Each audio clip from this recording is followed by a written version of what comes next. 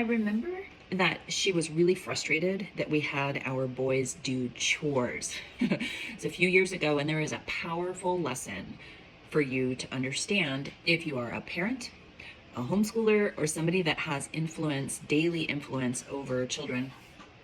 We always had our kids do chores, probably because we were outnumbered by kids, and we recognized that if they didn't pull their weight around the house, we were going to bury each other inside of debris, and that just wasn't going to work. So we learned the lesson that if they could dump it, they were taught to put it back.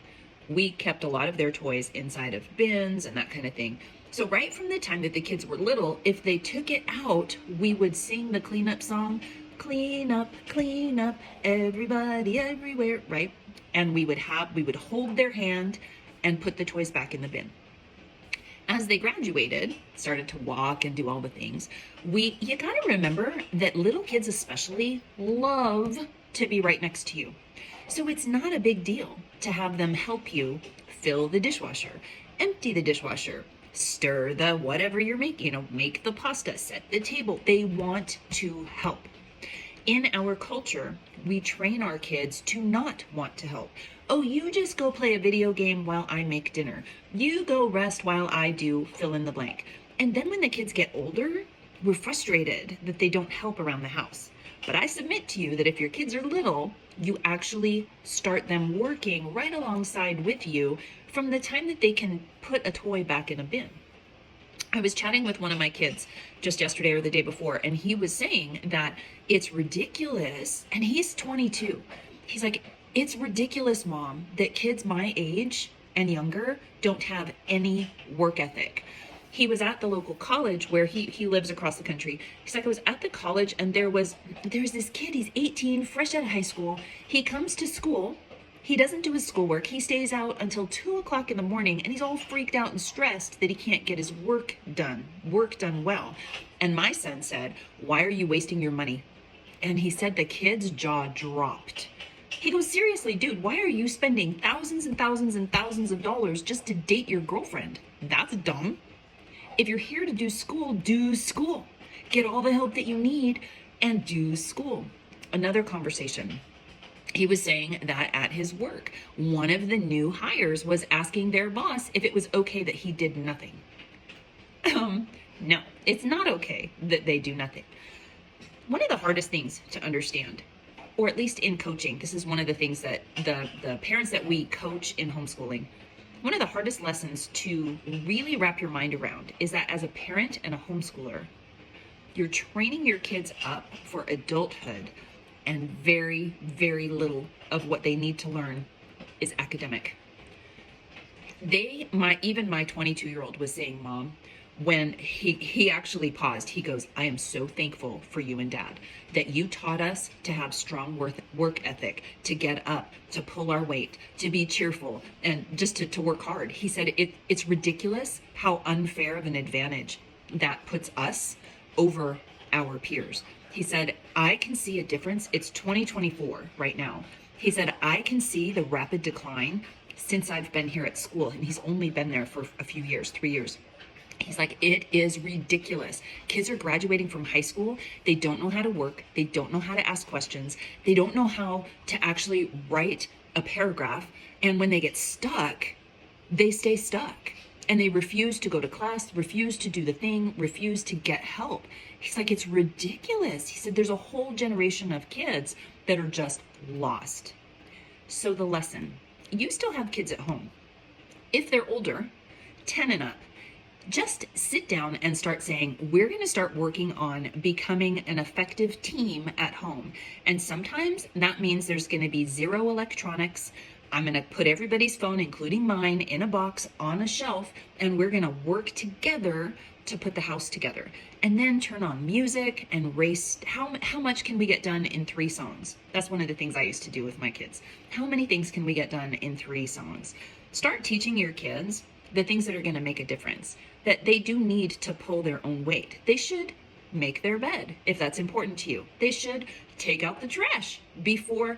It's just not one of those games of Jenga to see how high you can stack things before the trash can falls over. No, you should actually empty the can and replace with a clean bag, and then take that bag outside and put it in the receptacle, right? Don't be afraid to have your kids work. Don't be afraid to, my kids know to run. If I say, hey, come outside, we're just gonna work for 5 minutes in the yard. We're gonna power work in the yard for 5 minutes. They go, poof, because they know 5 minutes for me is like half a day. I love yard work. But don't let them get away. Have them actually pull their weight. Don't be afraid to have them. Now, and I said this over my children all the time. You are not slaves. You are not slave labor. You are an active part of this team, and we are training you up to be amazing adults. And amazing adults don't just sit on their butt and expect everybody else to do everything for them. So what kinds of things did my kids do? Right now, I've got a kid blowing off the driveway with one of those backpack air blowers. And when he's done, he's going to clean the bathroom, because the bathroom needs to be cleaned. From the time my kids were little, they swept, they mopped, they vacuumed, they cleaned the kitchen, they dusted, they painted, they patched walls, especially if they were the ones that poked the holes in the walls. What else did they do? They folded laundry. They now, age appropriately. I had 5 kids. So we had a laundry captain. The laundry captain was, their job was to collect all of the dirty laundry and to move it from the washing machine to the dryer, and then to bring it to the place where everybody was gonna fold. And their job was to say, it's time to fold the laundry. And then everybody else would separate and fold the laundry. The little kids would do the towels. The older kids would do things like fitted sheets or the harder things. The kids learned to iron, to scrub bathrooms, to do weeding. They chop wood, they stack wood, they blow things off, they cut grass, they edge. Look at your house and what it means, what it needs to function. We don't live in museums, but what does it take to keep your house tidy and orderly? And how can your kids help you get there? You're not just giving them chores. You're teaching them to be amazing adults, whether they're workers, managers, business owners, or somebody that uses their imagination to do some phantasmagoric thing. It doesn't matter where they land in life, they still need a work ethic. And they need to value people that actually work together to get the job done. My husband, for a season, worked at NASA. And one of the things that I loved about watching him work at NASA was they had amazing, it's called esprit de corps, team spirit. They celebrated the janitor, the guy that made sure the bolt was tight enough, and the engineers and designers and astronauts. They celebrated everybody, because NASA recognized that without the guy emptying the trash, there would be chaos. Without the guy tightening the bolt, something bad was gonna happen, right? They recognized all of the stages. These are valuable lessons to teach your kids. Valuable lessons. We don't want to release our kids into the wild as adults, where they're sitting there and they don't know how to ask for help, and they don't know how to work, and they don't know how to be an effective part of their community or team. We want to have them help make this world a better place, right? Right. Okay, I'll see you in the descriptions.